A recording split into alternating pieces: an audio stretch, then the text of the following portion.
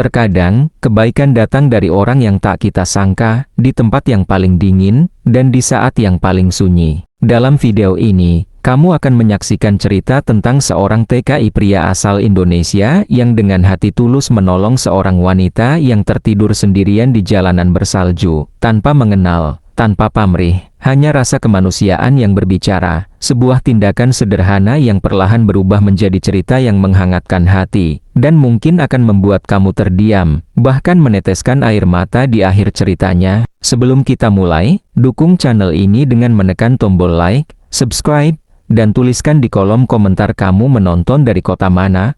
Dukungan kamu sangat berarti agar cerita-cerita inspiratif seperti ini terus bisa kami bagikan. Kalau sudah, yuk kita saksikan kisah selengkapnya. Sore itu, kota terasa jauh lebih sunyi dari biasanya. Salju turun tanpa henti, menutupi jalanan, atap bangunan, dan lampu-lampu kota yang mulai menyala redup. Udara dingin menusuk hingga ke tulang, membuat setiap orang yang melintas mempercepat langkahnya. Di tengah keramaian yang dingin itu, Sumitro berjalan seorang diri, bahunya sedikit membungkuk menahan angin. Sepatu kerjanya sudah basah oleh salju yang mencair. Tangannya bergetar, entah karena dingin atau karena lelah setelah bekerja seharian. Sedikit lagi sampai, gumamnya pelan, mencoba menguatkan diri. Ia melewati deretan toko yang sudah tutup, hingga langkahnya melambat ketika matanya menangkap sesuatu yang tak biasa. Di pinggir trotoar, tepat di bawah tiang lampu jalan, ada sesosok tubuh terbaring. Awalnya Sumitro mengira itu hanya tumpukan pakaian atau kardus, sesuatu yang sering ia lihat di sudut-sudut kota. Namun ketika ia menoleh lebih jelas, dadanya langsung terasa sesak. Itu seorang wanita. Wanita itu tertidur meringkuk di atas salju, seolah mencoba melindungi tubuhnya dari dingin. Jaketnya lusuh dan tipis, sepatunya tak sepasang, dan rambutnya kusut tertutup serpihan salju putih. Wajahnya pucat, bibirnya terlihat kering dan membiru. Sumitro berhenti total, ia menoleh ke kanan dan kiri. Orang-orang berlalu lalang, sebagian hanya melirik sekilas, lalu kembali menunduk menatap ponsel atau melangkah lebih cepat. Tak satu pun berhenti. Ya Allah, ucap Sumitro lirih, napasnya membentuk asap tipis di udara. Ada keraguan di hatinya, ia orang asing di negeri ini, hidup pas-pasan, dan tahu betul bahwa ikut campur bisa membawa masalah. Namun kakinya terasa berat untuk melangkah pergi, hatinya seolah menolak. Perlahan, ia mendekat dan berjongkok di samping wanita itu. Salju dingin langsung menembus lutut celananya. "Mbak, bangun, Mbak," katanya pelan. Suaranya hampir tenggelam oleh angin. "Mbak, bangun Mbak, dengar saya. Bangun." Tidak ada jawaban. Sumitro menelan ludah, tangannya gemetar saat ia menyentuh bahu wanita itu. "Mbak, dengar saya, bangun." Wanita itu bergerak sedikit, mengerang pelan, namun matanya tetap terpejam. Napasnya terdengar lemah, jantung Sumitro berdegup kencang. "Masih hidup? Syukurlah," bisiknya dengan suara bergetar. Ia berdiri sejenak, menarik napas panjang, mencoba berpikir. "Kalau aku tinggal begini saja, bisa-bisa dia tidak bangun lagi," katanya pada diri sendiri. Salju semakin tebal, dingin semakin menggila. Sumitro melepas jaket luarnya, ragu sejenak, lalu menutupi tubuh wanita itu. "Maaf ya, cuma ini yang saya punya," ucapnya lirih. Ia menatap wajah wanita itu dengan perasaan yang sulit dijelaskan. Di balik penampilan lusuh dan dingin yang menyelimuti, Sumitro melihat seseorang yang rapuh, sendirian, dan sangat membutuhkan pertolongan. Hatinya terasa nyeri, mengingatkannya pada kampung halaman, pada keluarganya, pada ajaran sederhana tentang kemanusiaan. Malam itu, di bawah lampu jalan yang redup dan hujan salju yang terus turun, Sumitro belum tahu siapa wanita itu, dari mana asalnya, dan bagaimana hidupnya. Namun satu hal ia yakini, pertemuan mereka di jalanan bersalju ini bukan sekadar kebetulan. Tanpa ia sadari, langkah kecil yang ia ambil malam itu menjadi awal dari perubahan besar dalam hidupnya. Angin malam semakin kencang, membuat jaket yang kini melekat di tubuh wanita itu berkibar pelan. Sumitro menggosok kedua tangannya, menahan dingin yang kini lebih terasa karena ia sudah melepas jaketnya sendiri. Namun ia tak peduli, pandangannya hanya tertuju pada wajah wanita yang masih terpejam itu. Ia kembali berjongkok, mendekatkan wajahnya. "Mbak, bangun sebentar." "Ya, di sini dingin sekali," ucapnya lembut, seolah takut suaranya terlalu keras. Wanita itu akhirnya membuka mata perlahan, tatapannya kosong, kebingungan, dan penuh kewaspadaan. Ia refleks menarik tubuhnya ke belakang. Jangan sentuh saya, katanya lirih dengan suara serak. Sumitro segera mengangkat kedua tangannya, memberi jarak. Saya tidak apa-apa, Mbak. Saya cuma mau nolong, katanya tenang. Wanita itu terdiam, napasnya tersengal, matanya menatap Sumitro dari ujung kepala sampai kaki, seolah menilai apakah pria di depannya berbahaya atau tidak. Kenapa kamu di sini? Tanyanya lemah. Saya lewat habis kerja. Saya lihat Mbak tidur di salju. Jawab Sumitro jujur. Kalau Mbak terus di sini, bisa sakit. Wanita itu menunduk, tangannya gemetar memeluk lutut. Saya cuma mau istirahat sebentar, katanya pelan, hampir tak terdengar. Sumitro menggeleng perlahan. Di tempat seperti ini tidak aman, dingin sekali, ucapnya sambil melirik salju yang terus turun. Ia merogoh tas kecil yang selalu dibawanya. Dari dalam, ia mengeluarkan botol minuman hangat sisa dari tempat kerja. Dengan hati-hati, ia ulurkan botol itu. Ini, minum sedikit, biar hangat. Wanita itu ragu, tangannya terangkat, lalu turun lagi. Apa ini? Tanyanya. Minuman hangat. Tidak apa-apa, jawab Sumitro sambil tersenyum tipis. Beberapa detik berlalu sebelum akhirnya wanita itu menerima botol tersebut. Ia meminum sedikit, lalu menghela napas panjang. Terima kasih, katanya pelan, suaranya hampir tenggelam oleh angin. Sumitro mengangguk. Sama-sama, ia memandang sekeliling, lalu kembali menatap wanita itu. Mbak punya tempat buat malam ini? Tanyanya hati-hati. Wanita itu menggeleng, matanya berkaca-kaca. Tidak ada, jawabnya singkat. Jawaban itu membuat dada Sumitro terasa berat. Ia terdiam cukup lama, bergulat dengan pikirannya sendiri. Ia tahu, membantu lebih jauh berarti tanggung jawab yang tidak kecil. Namun melihat kondisi wanita itu, hatinya tak sanggup berpaling. Kalau Mbak mau, saya bantu cari tempat yang lebih aman, setidaknya buat malam ini, ucap Sumitro akhirnya. Wanita itu menatapnya lama, seolah mencari ketulusan di wajah pria asing tersebut. Kamu tidak kenal saya, katanya ragu. Sumitro tersenyum kecil. Iya, saya tidak kenal, tapi saya tidak tega kalau harus ninggalin Mbak di sini. Salju terus turun, menutupi jejak kaki mereka. Di tengah dingin yang kejam itu, uluran tangan Sumitro menjadi satu-satunya kehangatan yang dirasakan wanita tunawisma tersebut. Dan malam itu, tanpa janji apapun, tanpa harapan balasan, sebuah kepercayaan kecil mulai tumbuh di antara dua orang asing yang dipertemukan oleh keadaan. Mereka duduk bersebelahan di bangku kecil dekat halte yang terlindung dari angin.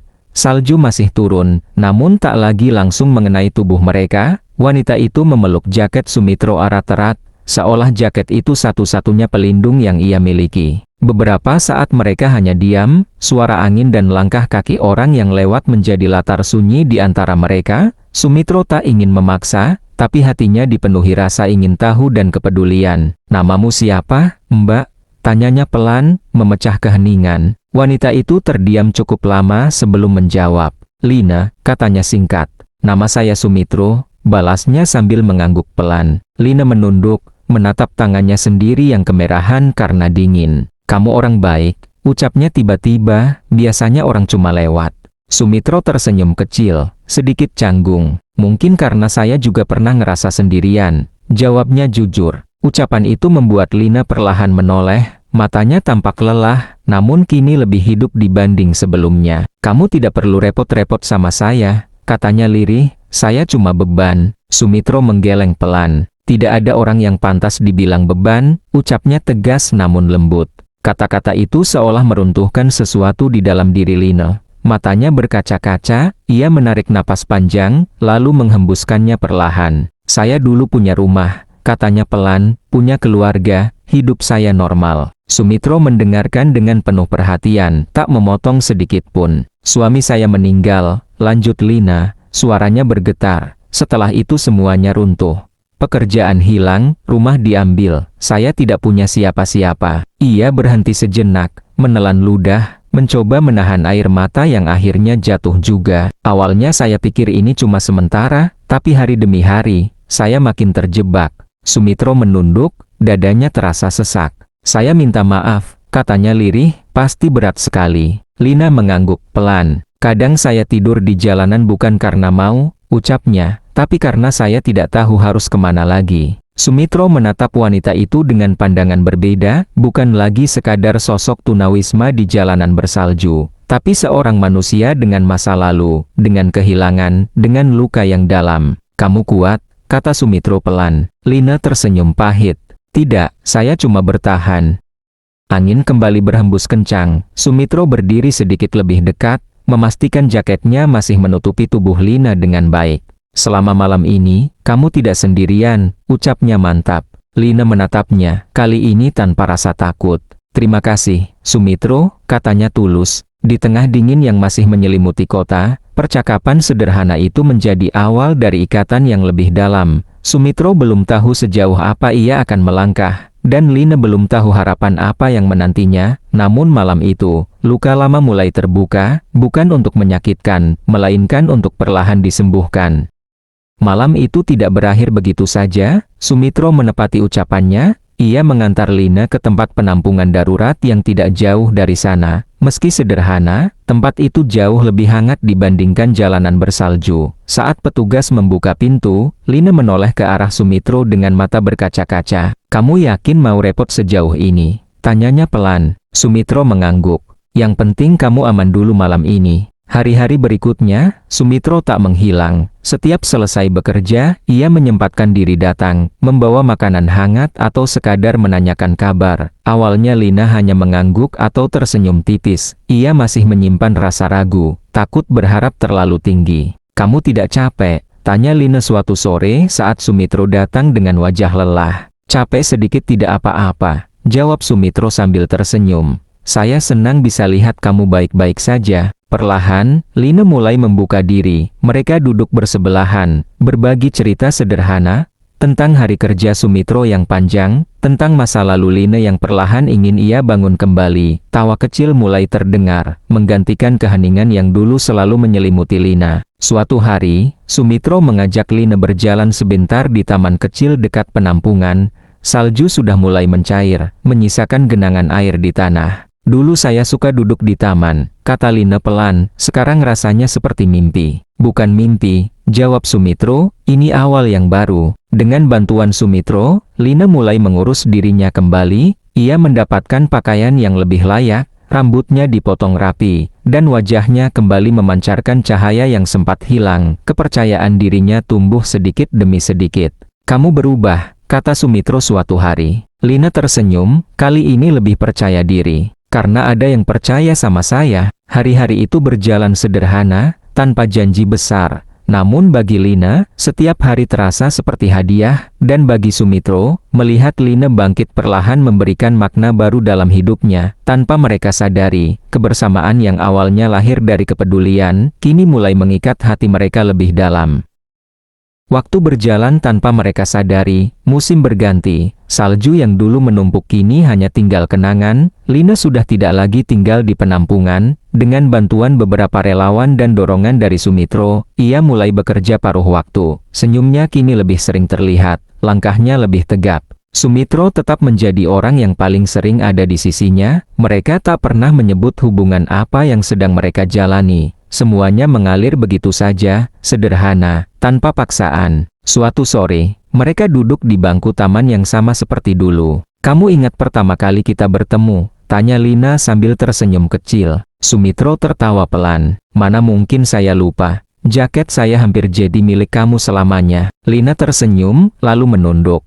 Kalau malam itu kamu tidak berhenti, mungkin saya tidak ada di sini sekarang. Sumitro terdiam. Kalau saya tidak berhenti, mungkin hidup saya juga tetap kosong, jawabnya jujur. Ada jeda hening di antara mereka, bukan hening yang canggung, melainkan penuh makna. Angin sepoi-sepoi berhembus, membawa perasaan yang selama ini mereka simpan dalam diam. Sumitro, kata Lina pelan. Iya, kenapa kamu baik sekali sama saya? Tanyanya, matanya menatap lurus. Sumitro menarik napas dalam. Saya tidak tahu, katanya pelan. Saya cuma merasa, sejak malam itu, saya ingin memastikan kamu baik-baik saja. Lina tersenyum, matanya berkaca-kaca. Saya juga merasa aman kalau ada kamu. Sejak hari itu, jarak di antara mereka semakin dekat. Perhatian kecil, obrolan sederhana, dan kehadiran yang konsisten perlahan berubah menjadi rasa yang lebih dalam. Cinta itu tumbuh tanpa mereka sadari, bukan dari kata-kata manis, melainkan dari kepedulian yang terus dijaga. Mereka belajar bahwa cinta tidak selalu datang dengan cara indah. Kadang, cinta lahir dari luka, dari dingin, dari satu orang yang memilih berhenti ketika yang lain memilih pergi.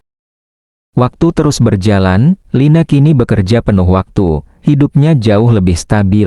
Ia bisa tersenyum lepas, berjalan di jalanan tanpa rasa takut atau malu, dan perlahan menata masa depannya kembali. Semua perubahan itu tidak lepas dari kehadiran Sumitro, yang sejak malam pertama menolongnya, selalu ada tanpa pamrih. Suatu hari, mereka kembali ke jalanan tempat pertama kali mereka bertemu.